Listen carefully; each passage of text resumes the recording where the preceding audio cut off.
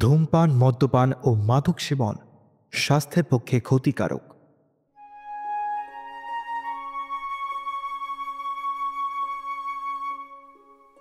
নমস্কার, আপনারা শুনছেন রাত্রের যাত্রী, সঙ্গে আমি দিব্যজ্যোতি। গত 2রা মে শ্রী সত্যজিৎ রায়ের 104তম জন্মদিন ছিল। তাই আজ তাঁর প্রতি সামান্য শ্রদ্ধা জ্ঞাপন করে আমাদের আজকের গল্পটি পরিবেশন করছি। তো চলুন, বিশেষ সময় নষ্ট না করে আজকের মূল গল্পের দিকেই এগোনো যাক।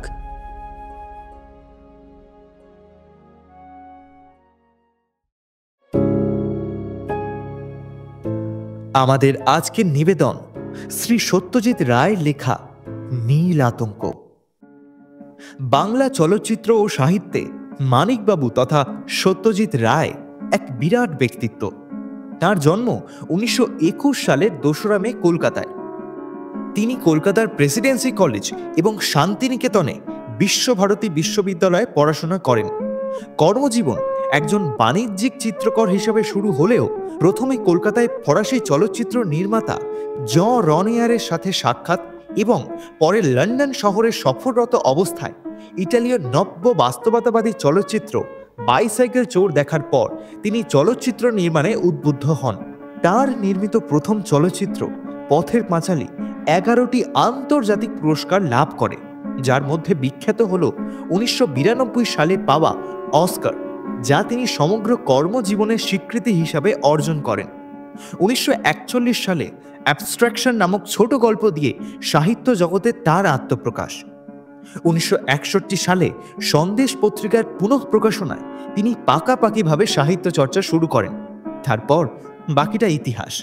তিনি যেমন আমাদের উপহার দিয়েছেন ফেলুদা, প্রফেসর শঙ্কু বা তারিণী খুড়োর মতন চরিত্র, ঠিক তেমনি একাধারে লিখেছেন অজস্র ছোট গল্প। তার অনায়াস সাহিত্য রচনার জন্য পেয়েছেন বিদ্যাসাগর পুরস্কার, আনন্দ পুরস্কার ইত্যাদি। হৃদযন্ত্রের জটিলতার কারণে 1992 সালের 23শে এপ্রিল শ্রী সত্যজিৎ রায় মৃত্যুবরণ করেন। আমরা আজকের গল্পটি নিয়েছি আনন্দ পাবলিশার্স থেকে প্রকাশিত গল্প 101 বইটি থেকে। মূল চরিত্রে অনিরুদ্ধ বোস, ভোলাবাবু, সুখন রাম এবং নীলকর সাহেব। শুরু হচ্ছে আমাদের আজকের নিবেদন শ্রী সত্যজিৎ রায়ের লেখা নীল আতঙ্ক।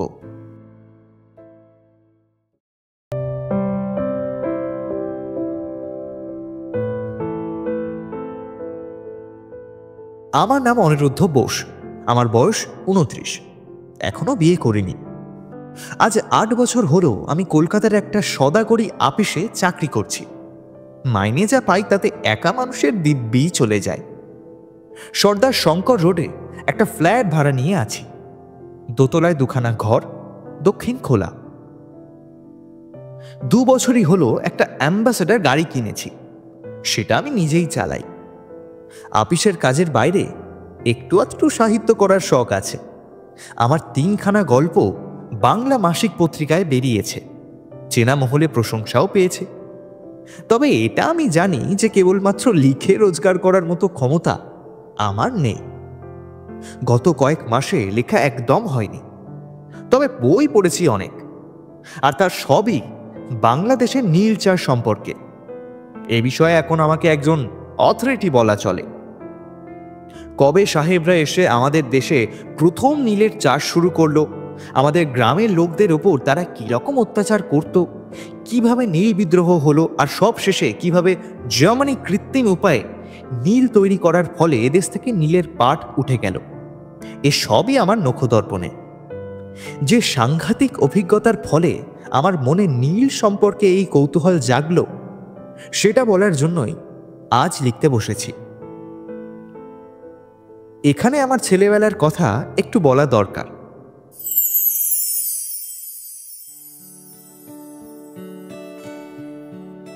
আমার বাবা মুঙ্গেরের নাম করা ডাক্তার ছিলেন।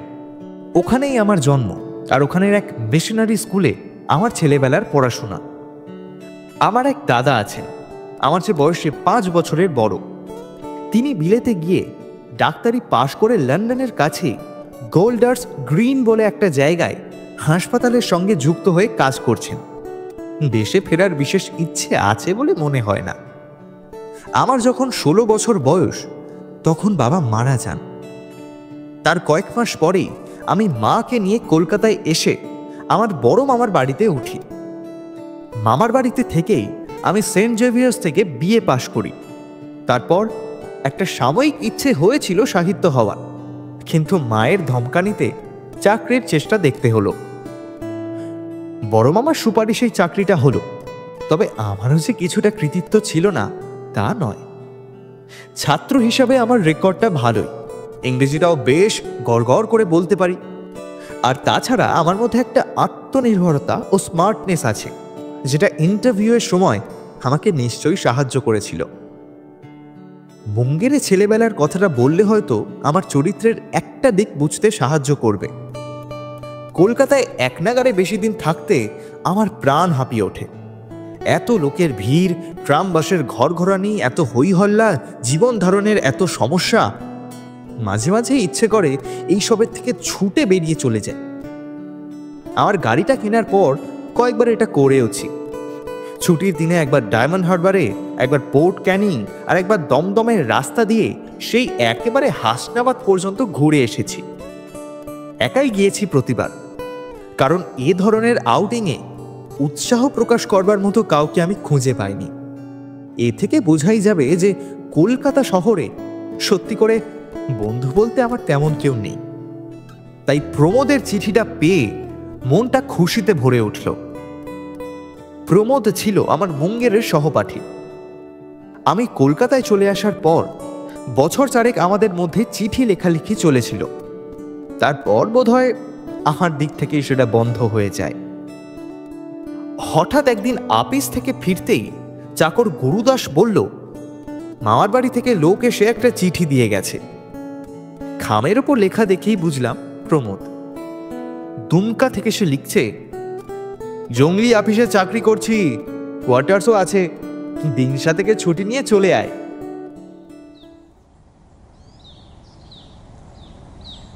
ছুটি পাওনা ছিল বেশ কিছুদিনের, তাই যত শীঘ্র সম্ভব অফিসের কাজ গুছিয়ে নিয়ে গত 27শে এপ্রিল, তারিখটা আমার আজীবন মনে থাকবে,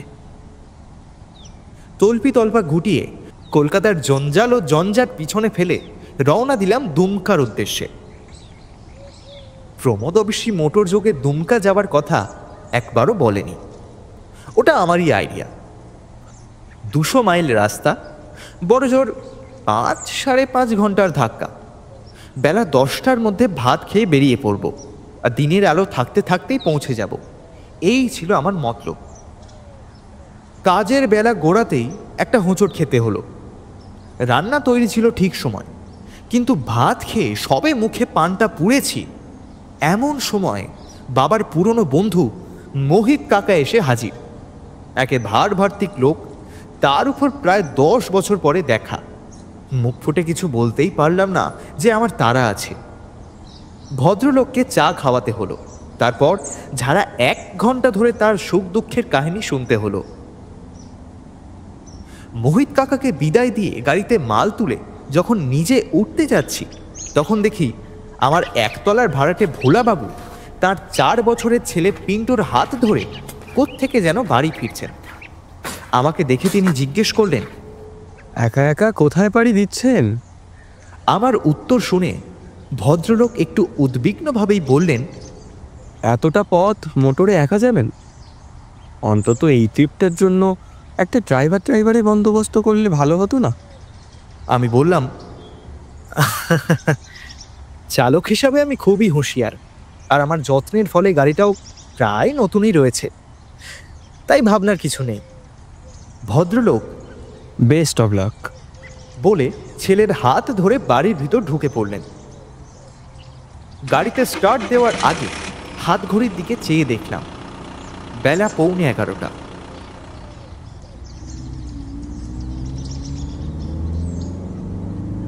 হাওড়া দিয়ে না গিয়ে বালি ব্রিজের রাস্তা নেওয়া সত্ত্বেও চন্দননগর পৌঁছতে লাগলো প্রায় 1.5 ঘন্টা।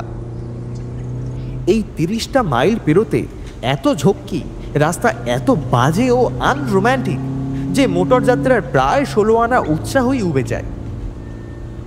কিন্তু তার ঠিক পরেই শহর পিছনে ফেলে গাড়ি যখন ছোটে মাঠের মধ্যে দিয়ে, তখন সেটা কাজ করে একেবারে ম্যাজিকের মতো।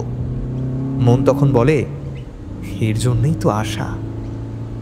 কোথায় ছিল একদিন এই চিমনির ধোঁয়া বর্জিত মসৃণ আকাশ, এই মাটির গন্ধ মেশানো মন মাতানো বিশুদ্ধ মেঠো বাতাস? 1:30 নাগাদ যখন বর্ধমানের কাছাকাছি পৌঁছেছি, তখন পেটে একটা খিদের ভাব অনুভব করলাম। সঙ্গে কমলা লেবু আছে, ফ্লাস্কে গরম চাও আছে, কিন্তু মন চাইছে অন্য কিছু। রাস্তার পাশেই স্টেশন। গাড়ি থামিয়ে রেস্টুরেন্টে গিয়ে 2টো টোস্ট, একটা অমলেট ও 1 পেয়ালা কফি খেয়ে আবার রওনা দিলাম। পথ বাকি এখনো 130 মাইল। বর্ধমান থেকে 25 মাইল গিয়ে পানাগড় পড়ে। সেখান থেকে গ্র্যান্ড ট্র্যাঙ্ক রোড ছেড়ে ইলাম বাজারের রাস্তা নিতে হবে। ইলাম বাজার থেকে শিউড়ি হয়ে ম্যাসেঞ্জর পেরিয়ে দুমকা। পানাগড়ের মিলিটারি ক্যাম্পগুলো সবে দৃষ্টিগোচর হয়েছে এমন সময় আমার গাড়ির পিছনের দিক থেকে একটা বেলুন ফাটার মতো শব্দ হলো, আর সেই সঙ্গে গাড়িটা একপাশে একটু কেঁদড়ে গেল।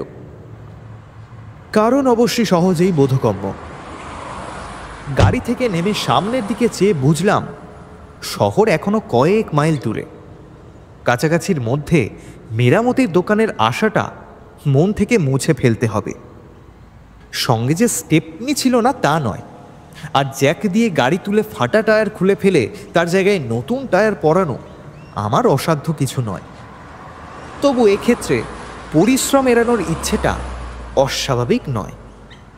আর গ্র্যান্ড ট্র্যাঙ্ক রোডের মাঝখানে দাঁড়িয়ে গাড়িতে টায়ার পরাবো, পাশ দিয়ে হুশ হুশ করে অন্য কত গাড়ি বেরিয়ে যাবে, আর আমার শোচনীয় হাস্যকর অবস্থাটা তারা দেখে ফেলবে, এটা ভাবতে মোটেই ভালো লাগছিল না। কিন্তু কি আর করা, 10 মিনিট এদিক ওদিক চেয়ে ঘোরাফেরা করে গঙ্গা বলে কাজে লেগে পড়লাম। নতুন টায়ার লাগিয়ে ফাটা টায়ার ক্যারিয়ারে ভরে ডালা বন্ধ করে যখন সোজা হয়ে উঠে দাঁড়ালাম, তখন শার্টটা ঘামে ভিজে শরীরের সঙ্গে সেঁটে গেছে। ঘড়িতে দেখি বেলা 2:30 বেজে গেছে। আবহাওয়াতে একটা গুমোট ভাব। ঘণ্টাখানেক আগেও সুন্দর একটা হাওয়া বইছিল। গাড়ি থেকে দেখছিলাম বাঁশঝাড়ের মাথাগুলো নুয়ে নুয়ে পড়ছে। এখন চারিদিক সম্পূর্ণ থমথমে। গাড়িতে ওঠার সময় পশ্চিমের আকাশে নিচের দিকে দূরের গাছপালার মাথায় একটা কালচে নীলের আভাস লক্ষ্য করলাম। মেঘ? ঝড়ের মেঘ কি? কালবৈশাখী? ভেবে লাভ নেই। আমি স্পিডোমিটারের কাঁটা আরও চড়াতে লাগলাম। ফ্লাস্কটা খুলে খানিকটা গরম চা মুখে ঢেলে আবার রওনা দিলাম।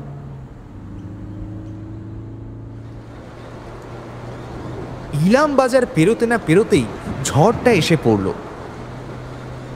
ঘরে বসে যে জিনিস চিরকাল সানন্দে উপভোগ করেছি, যার সঙ্গে তাল মিলিয়ে ভাব মিলিয়ে রবীন্দ্রনাথের কবিতা আবৃত্তি করেছি, গান করেছি, সেই জিনিসই খোলা মাঠের মধ্যে পিচের রাস্তায় চলন্ত গাড়িতে যে কি বিভীষিকা সৃষ্টি করতে পারে তা কল্পনা করতে পারি না।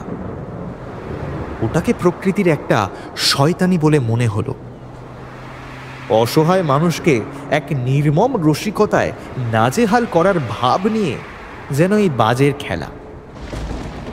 এদিকে ওদিকে আচমকা বৈদ্যুতিক স্মরনিক্ষেপ, আর প্রতি মুহূর্তেই আর পর মুহূর্তেই কর্ণপটাহ বিদীর্ণ করা দামামা গর্জন।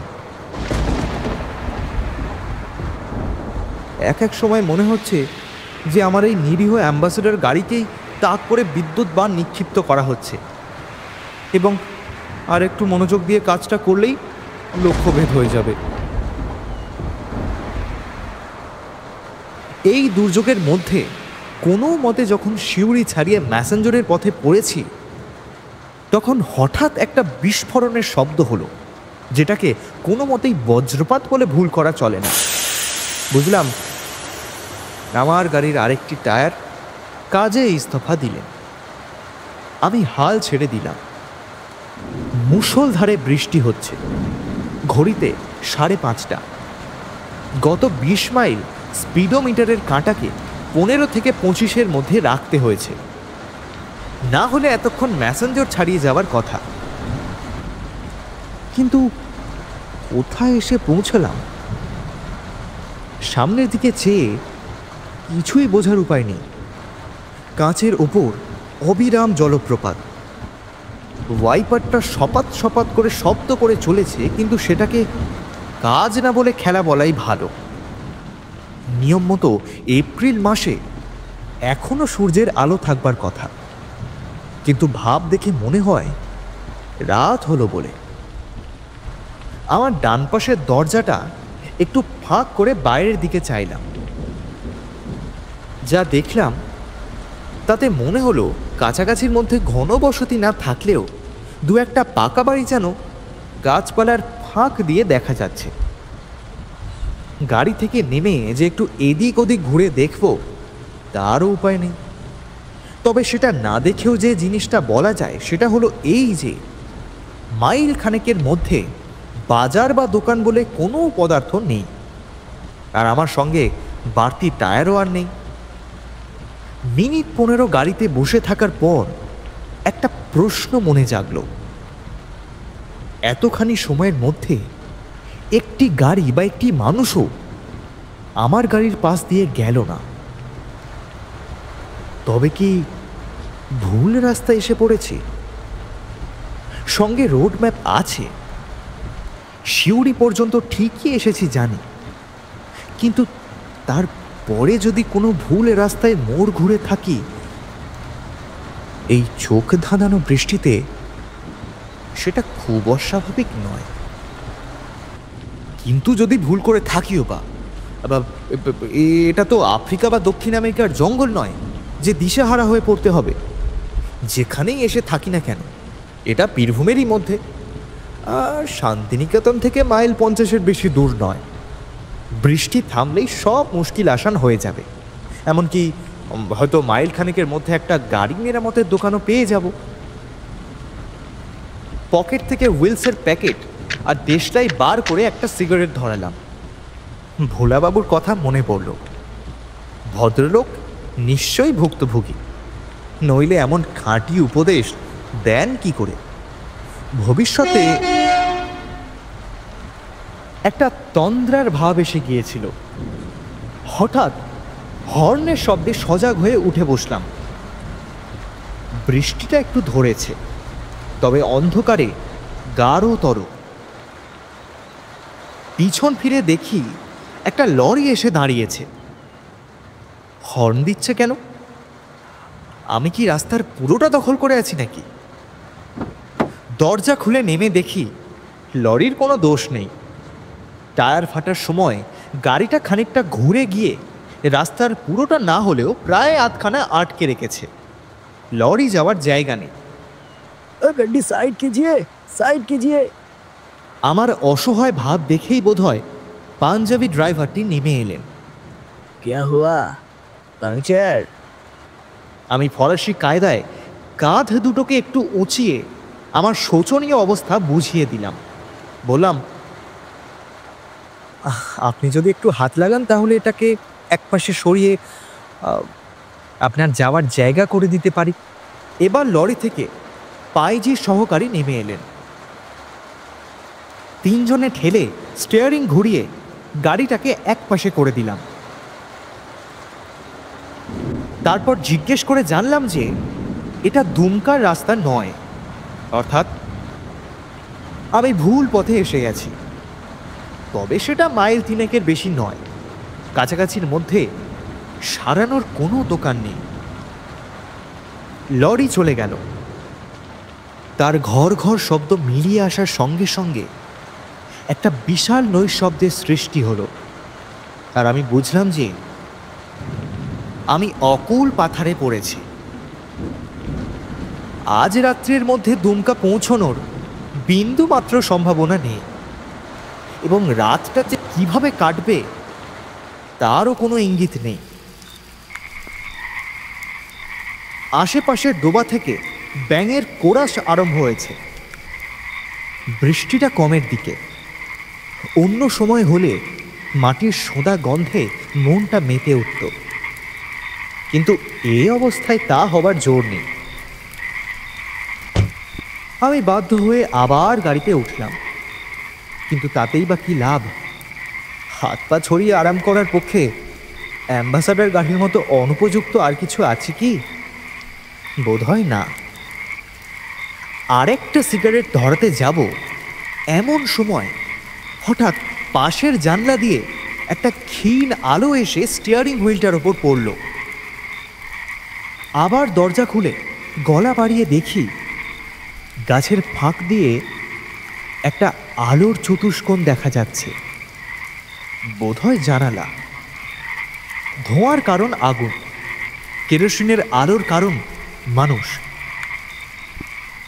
এর মানে কাছাকাছি কোনো বাড়ি আছে এবং তাতে মানুষও আছে। আমি টর্চটা নিয়ে গাড়ি থেকে নেমে পড়লাম। আলোর দূরত্ব বেশি নয়। আমার উচিত এগিয়ে গিয়ে ব্যাপারটি অনুসন্ধান করা। একটা রাস্তাও রয়েছে, অপরিসর পথ। সেটা বোধহয় আলোর দিক থেকে আমি যে রাস্তায় আছি সেটা এসে পড়েছে। পথের দুপাশে গাছপালার ঘন বন, তলার দিকে আগাছার জঙ্গল। হ্যাঁ, কুছ পরোয়া নেই। আমি গাড়ির দরজা লক করে রওনা দিলাম। যতদূর সম্ভব খানাখন্দ বাঁচিয়ে জলকাদার মধ্যে দিয়ে ছপাত ছপাত করে খানিক দূর হেঁটে একটা তেঁতুল গাছ পেরোতেই বাড়িটা চোখে পড়ল। বাড়ি বলা ভুল হবে, একখানা কি দেড়খানা ইটের ঘরের ওপর একটা টিনের চালা। ফাঁক করা দরজা দিয়ে ঘরের ভেতর একটা জ্বালানো লণ্ঠন, একটা ধোঁয়াটে ভাব আর একটা খাটিয়ার কোণ লক্ষ্য করলাম। কই হ্যাঁ, একটা মাঝবয়সী বেঁটে গোঁফওয়ালা লোক বেরিয়ে এসে আমার টর্চের আলোর দিকে ভুরু কুঁচকে চাইল। আমি আলোটা নামিয়ে নিলাম। अरे कहाँ से आए आप बाबूजी? আমার দুর্ঘটনার কথা সংক্ষেপে বর্ণনা করে বললাম, এখানে কাছাকাছির মধ্যে রাত কাটানোর কোনো বন্দোবস্ত হতে পারে? যা পয়সা লাগে আমি দেব। अच्छा अच्छा, वो डाक बंगलो में। ডাক বাংলো? সে আবার কোথায়? প্রশ্নটা মনে আসার সঙ্গে সঙ্গেই আমার বোকামোটা বুঝতে পারলাম। এতক্ষণ কেবল লণ্ঠন আর টর্চের আলোর দিকে দৃষ্টি থাকার ফলে আশেপাশে যে কি আছে তাই দেখিনি। এবার টর্চটাকে ঘুরিয়ে আমার বাঁ দিকে ফেলতেই একটা বেশ বড় একতলা পুরনো বাড়ি চোখে পড়ল। সেটা দেখিয়ে বললাম, এটাই ডাক বাংলো?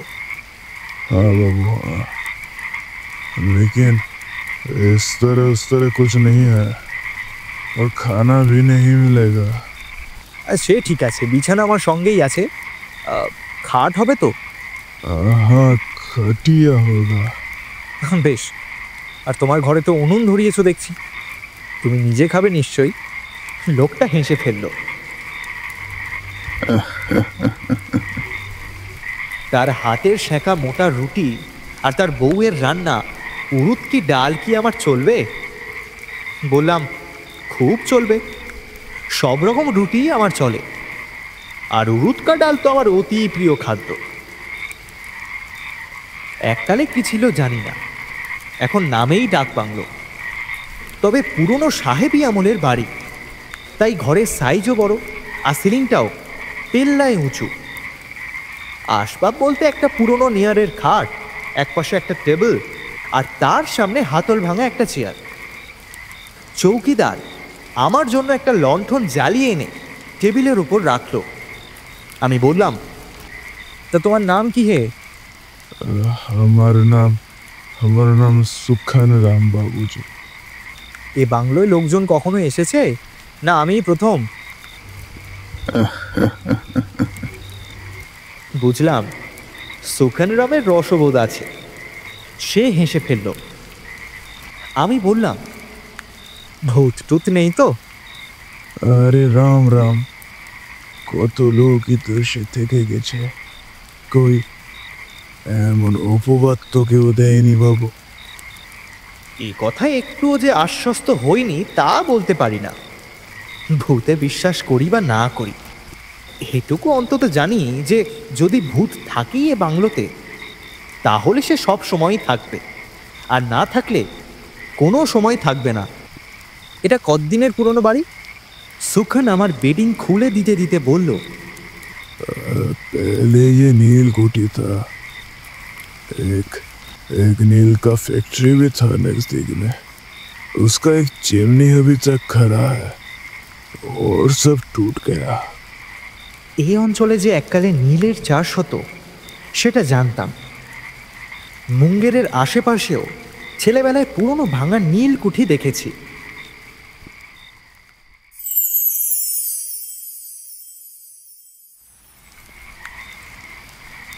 সুখানের তৈরি রুটি আর কলাইয়ের ডাল খেয়ে নেয়ারের খাটে বিছানা পেতে যখন শুলাম, তখন রাত প্রায় 10:30। প্রমোদকে আজ বিকেলে পৌঁছবো বলে টেলিগ্রাম করেছিলাম।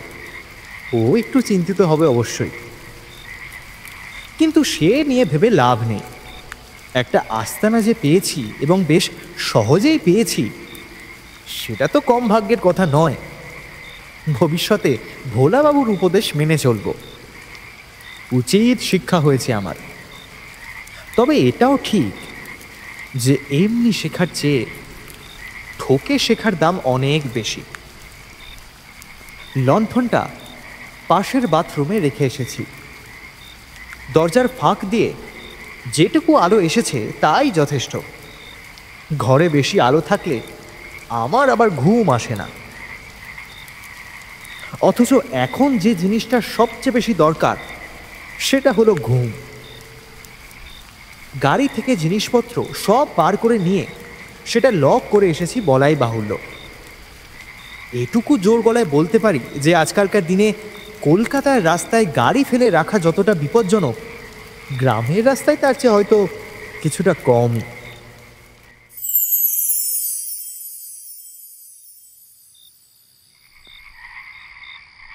বাইরে বৃষ্টির শব্দ কমে গেছে। ব্যাঙ আর ঝিঝির সমবেত কণ্ঠস্বরে রাত মুখর হয়ে উঠেছে। শহরের জীবনটা এত দূরে আর এত পিছনে সরে গেছে যে সেটাকে একটা প্রাগৈতিহাসিক পর্ব বলে মনে হচ্ছে। নীলকুঠি। দীনবন্ধু মিত্রের নীল দর্পণ নাটকের কথা আমার হঠাৎ মনে পড়ল। কলেজে থাকতে অভিনয় দেখেছিলাম কর্নওয়ালিস স্ট্রিটের কোনো এক পেশাদারি থিয়েটারে।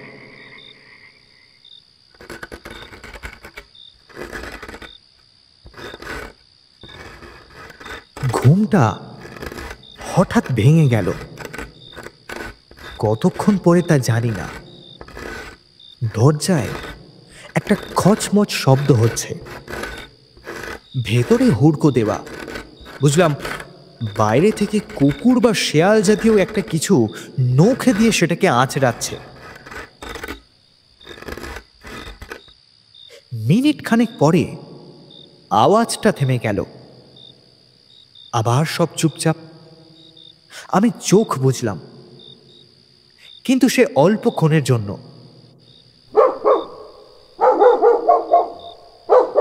একটা কুকুরের ডাকে ঘুমটা একেবারে গেল। বাংলার কোনো গ্রাম্য নেড়িকুত্তার ডাক এটা নয়, এ হলো বিলিতি হাউন্ডের হুঙ্কার। এ ডাক আমার অচেনা নয়। মুঙ্গেরে আমাদের বাড়ির 2টো বাড়ি পরে মার্টিন সাহেবের বাড়ি থেকে রাত্রে এ ডাক শুনতে পেতাম। এ তল্লাটে এমন কুকুর কে পুষবে? একবার মনে হলো উঠে গিয়ে দরজা খুলে দেখি, কারণ কুকুরটা ডাক বাংলোর খুব কাছেই রয়েছে বলে মনে হচ্ছে। তারপর মনে হলো সামান্য একটা কুকুরের ডাক নিয়ে এতটা মাথা ঘামানোর কোনো মানেই হয় না। তার চেয়ে আবার ঘুমানোর চেষ্টা করা যাক। রাত কটা হলো। জানলা দিয়ে অল্প চাঁদের আলো আসছে। শোয়া অবস্থাতেই বাঁ হাতটা তুলে মুখের সামনে আনতেই বুকটা ধড়াস করে উঠল। হাতে ঘড়ি নেই, অথচ অটোমেটিক ঘড়ি যত পরে থাকা যায় ততই ভালো বলে ওটা শোয়ার সময় কখনো খুলে শুই না। ঘড়িটা গেল কোথায়? শেষটাই কি ডাকাতের আস্তানায় এসে পড়লাম? তাহলে আমার গাড়ির কি হবে? বালিশের পাশে হাতড়িয়ে টর্চটা খুঁজতে গিয়ে দেখি সেটাও নেই। আমি এক লাফে বিছানা থেকে উঠে মাটিতে হাঁটু গেড়ে বসে খাটের নিচে তাকিয়ে দেখি সুটকেসটা উধাও। আমার মাথা রাগে গরম হয়ে এলো। এর একটা বিহিত করতেই হবে। আমি হাঁক দিলাম, চৌকিদার। কোনো উত্তর নেই।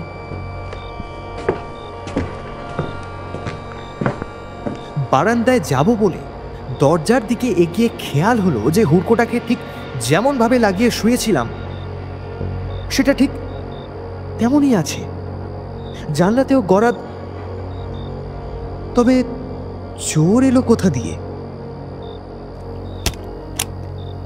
দরজার হুড়কোটা খুলতে আমার নিজের হাতের ওপর চোখ পড়ে কেমন জানি খটকা লাগলো। হাতে কি দেওয়াল থেকে চুন লেগেছে নাকি পাউডার জাতীয় কিছু? এমন ফ্যাকাশে লাগছে কেন? আরে কি, আমি তো গেঞ্জি পরে শুয়েছিলাম। তাহলে আমার গায়ে লম্বা হাতা সিল্কের শার্ট কেন? আমার মাথাটা ঝিমঝিম করতে লাগলো। আমি দরজা খুলে বাইরে এলাম। নিজের গলার স্বর আমি চিনতে পারলাম না, উচ্চারণও না। আমি যতই মিশনারি স্কুলে পড়ি না কেন, বাংলা উচ্চারণে উগ্র সাহেবিয়া না আমার কোনোদিনও ছিল না। আর চৌকিদারি বা কোথায়, আর কোথায় বা তার ঘর? বাংলোর সামনে ধু ধু করছে মাঠ, দূরে আবছা একটা বাড়ি দেখা যাচ্ছে, তার পাশে একটা চিমনির মতো স্তম্ভ। চারিদিকে অস্বাভাবিক নিস্তব্ধতা। আমার পরিবেশ বদলে গেছে, এমনকি আমি নিজেও বদলে গেছি।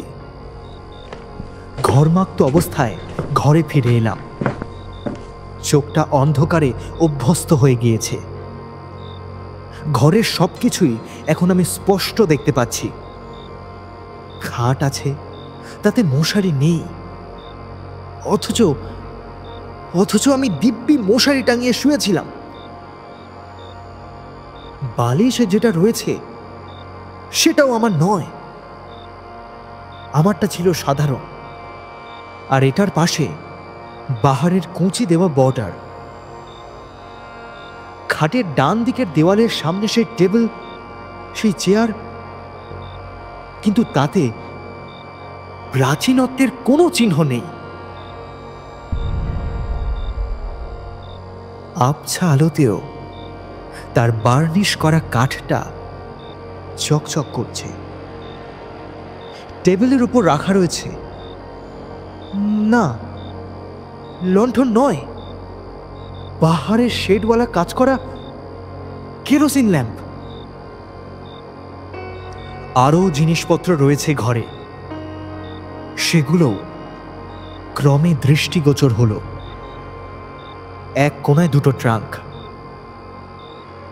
দেয়ালে একটা আলনা, তা থেকে ঝুলছে একটা কোট, একটা অদ্ভুত অচেনা ধরনের টুপি আর একটা হান্টার চাবুক। আলনার নিচে এক জোড়া হাঁটু অবধি উঁচু জুতো, যাকে বলে গ্লাসেস। জিনিসপত্র ছেড়ে আরেকবার আমার নিজের দিকে দৃষ্টি দিলাম। এর আগে শুধু সিল্কের শার্টটা লক্ষ্য করেছিলাম। এখন দেখলাম তার নিচে রয়েছে সরু চাপা প্যান্ট, আরো নিচে মোজা, পায়ে জুতো নেই, তবে খাটের পাশেই একজোড়া কালো চামড়ার বুট রাখা রয়েছে। আমার ডান হাতটা এবার আমার মুখের উপর বুলিয়ে বুঝতে পারলাম শুধু গায়ের রং ছাড়াও আমার চেহারার আরো পরিবর্তন হয়েছে। এত চোখা নাক, এত পাতলা ঠোঁট আর সরু চোয়াল আমার নয়। মাথায় হাত দিয়ে দেখি ঢেউ খেলানো চুল পিছনে কাঁধ অবধি নেমে এসেছে, কানের পাশের জুলপি নেমে এসেছে প্রায় চোয়াল পর্যন্ত। বিস্ময় ও আতঙ্কের সঙ্গে সঙ্গে একটা উগ্র কৌতূহল হলো আমার নিজের চেহারাটা দেখার জন্য। কিন্তু আয়না কোথায়? রুদ্ধশ্বাসে দৌড়ে গিয়ে এক ধাক্কায় বাথরুমের দরজাটা খুলে ভিতরে ঢুকলাম। আগে দেখেছিলাম একটি মাত্র বালতি ছাড়া সেখানে আর কিছু নেই। এখন দেখি মেঝের এক কোণে একটা টিনের বাথটব, আর তার পাশে চৌকি আর এনামেলের মগ। এবং যে জিনিসটা খুঁজছিলাম সেটা রয়েছে আমার ঠিক সামনে, একটা কাঠের ড্রেসিং টেবিলের উপর লাগানো একটা ওভাল শেপের আয়না। আমি জানি আমি আয়নার সামনে দাঁড়িয়ে আছি, কিন্তু যে চেহারাটা তাতে প্রতিফলিত হয়েছে সেটা আমার নয়। কোনো এক বিভৎস ভৌতিক ভেলকির ফলে আমি হয়ে গেছি ঊনবিংশ শতাব্দীর একজন সাহেব। তার গায়ের রং ফ্যাকাশে ফর্সা, চুল সোনালি, চোখ কটা, এবং সে চোখের চাহনিতে ক্লেশের সঙ্গে কাঠিন্যের ভাব অদ্ভুতভাবে মিশেছে। কত বয়স এ সাহেবের? 30-এর বেশি নয়, তবে দেখে মনে হয় অসুস্থতা কিংবা অতিরিক্ত পরিশ্রমের জন্য অকালেই বার্ধক্যের ছাপ পড়েছে। কাছে গিয়ে আরো ভালো করে আমার মুখটা দেখলাম। চেয়ে থাকতে থাকতে একটা গভীর দীর্ঘশ্বাস বুকের ভেতর থেকে উঠে এলো।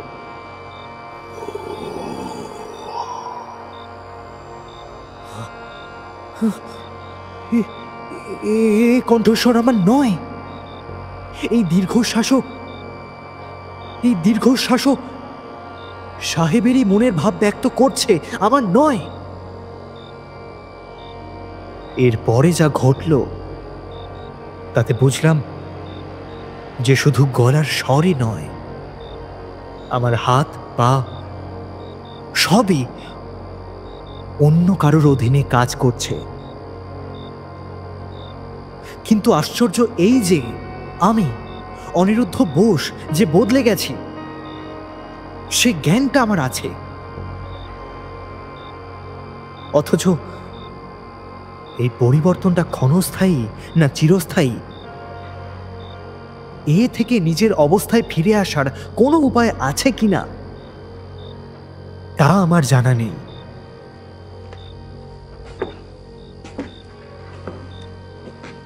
বাথরুম থেকে শোয়ার ঘরে ফিরে এলাম। রাইটিং টেবিলের দিকে আমার চোখ পড়ল। ল্যাম্পটা এখনো জ্বলছে। ল্যাম্পের নিচে খোলা অবস্থায় একটা চামড়া দিয়ে বাঁধানো খাতা, তার পাশে একটা দোয়াতে ডোবানো রয়েছে একটা খাগের কলম। আমি টেবিলের দিকে এগিয়ে গেলাম। খাতার খোলা পাতায় কিছুই লেখা হয়নি। কোনো এক অদৃশ্য শক্তি আমাকে চেয়ারে বসিয়ে দোয়াত থেকে কলমটা আমার ডান হাতে দিয়ে তুলিয়ে দিল। সেই হাত এবার বাঁদিকে সাদা পাতার দিকে অগ্রসর হলো। ঘরের নিস্তব্ধতা ভেদ করে খস খস শব্দ করে খাগের কলম লিখে চলল।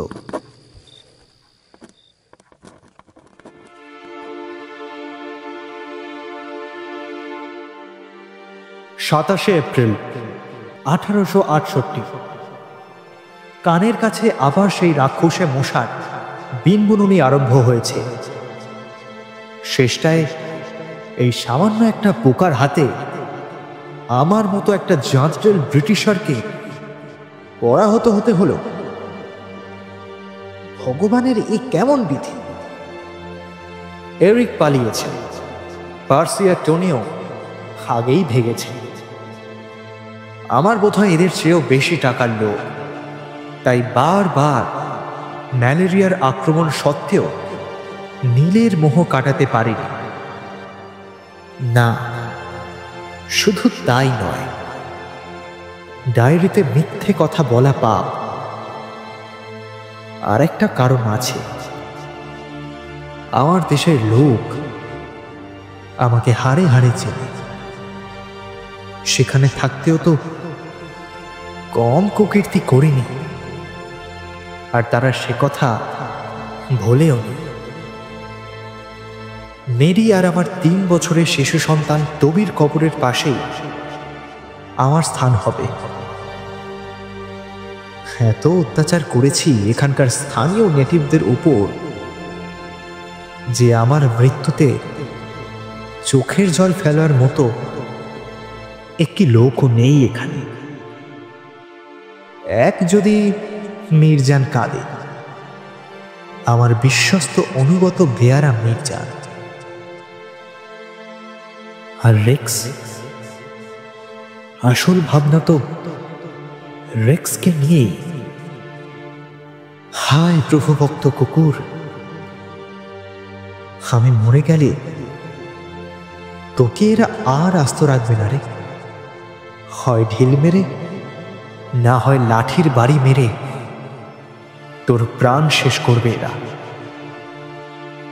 তোর যদি একটা ব্যবস্থা করে যেতে পারতাম।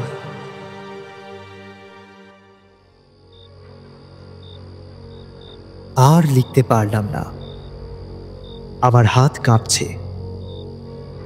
আমার হাত নয়, ডায়েরি লেখকের। কলম রেখে দিলাম। এবার আমার ডান হাতটা টেবিলের উপর থেকে নেমে কোলের কাছে এসে ডান দিকে গেল। একটা দেরাজের হাতল, হাতের টানে দেরাজ খুলে গেল। ভেতরে একটা পিন কুশন, একটা পেতলের পেপার ওয়েট, একটা পাইপ এবং কিছু কাগজপত্র। আরো খানিকটা খুলে গেল দেরাজ। একটা লোহার জিনিস চকচক করে উঠল। পিস্তল। তার হাতলে হাতির দাঁতের কাজ। আমার হাত পিস্তলটা বার করে নিল। বাইরে শিয়াল ডাকছে। সেই শিয়ালের ডাকের প্রত্যুত্তরেই যেন গর্জিয়ে উঠল হাউন্ডের কণ্ঠস্বর।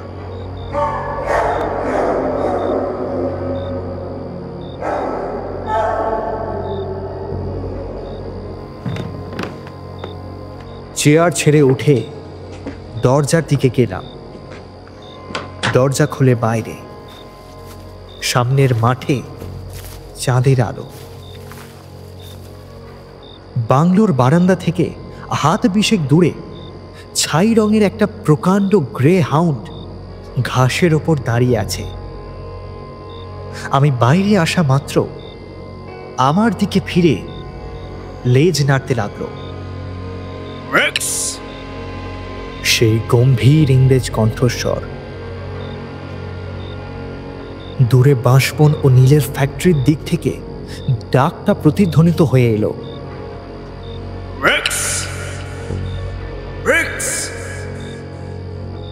রেক্স এগিয়ে এলো, তার লেজ নড়ছে।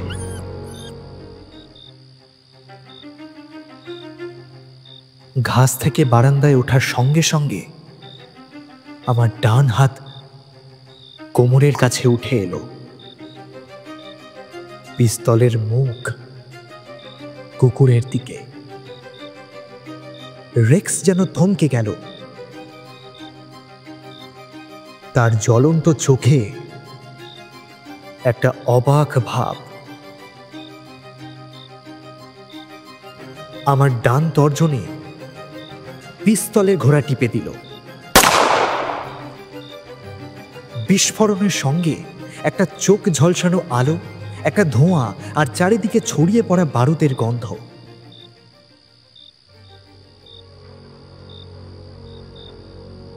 রেক্সের দেহের সামনের অংশ বারান্দার উপর ও পিছনটা ঘাসের ওপর এলিয়ে পড়েছে। পিস্তলের শব্দ শুনে কাক ডেকে উঠেছে দূরের গাছপালা থেকে।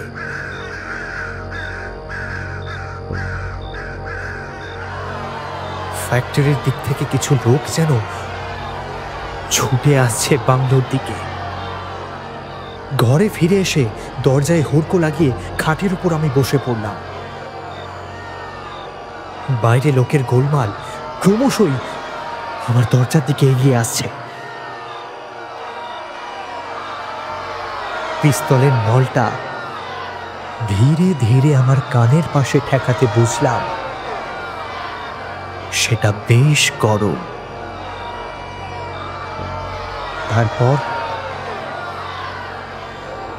আর কিছু জানি না।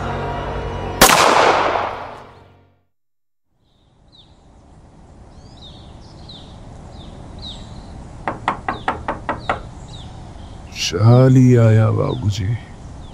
দরজা ধাক্কা নিতে আমার ঘুম ভেঙে গেল। ঘরে দিনের আলো।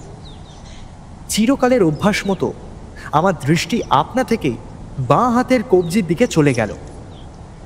ঘড়িতে 6:13। ঘড়িটা চোখের আরো কাছে আনলাম, কারণ তারিখটাও এতে দেখা যায়, 28 এপ্রিল।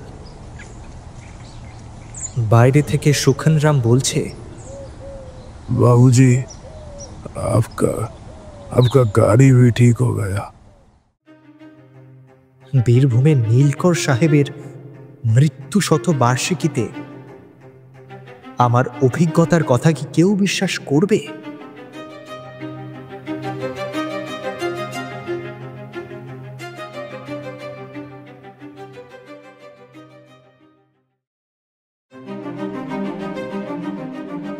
শুনছিলেন আমাদের আজকের নিবেদন শ্রী সত্যজিৎ রায়ের লেখা নীল আতঙ্ক। ভোলাবাবুর ভূমিকায় সায়ক, সুখন রামের ভূমিকায় সিদ্ধার্থ, সূত্রধার, গল্প পাঠে তথা অনিরুদ্ধ বোস লরি ড্রাইভার এবং নীলকর সাহেবের ভূমিকায় আমি দিব্যজ্যোতি। শব্দগ্রহণ ও আবহ সঙ্গীত টিম রাত্রের যাত্রী। প্রচ্ছদ অলঙ্করণ সমগ্র পরিকল্পনা ও পরিচালনায় আমি দিব্যজ্যোতি। আশা করছি আমাদের আজকের নিবেদনটি আপনাদের ভালো লেগেছে। যদি ভালো লাগে তবে ভিডিওটি অবশ্যই লাইক অ্যান্ড শেয়ার করতে এবং কমেন্টে আপনাদের মতামত জানাতে একদমই ভুলবেন না।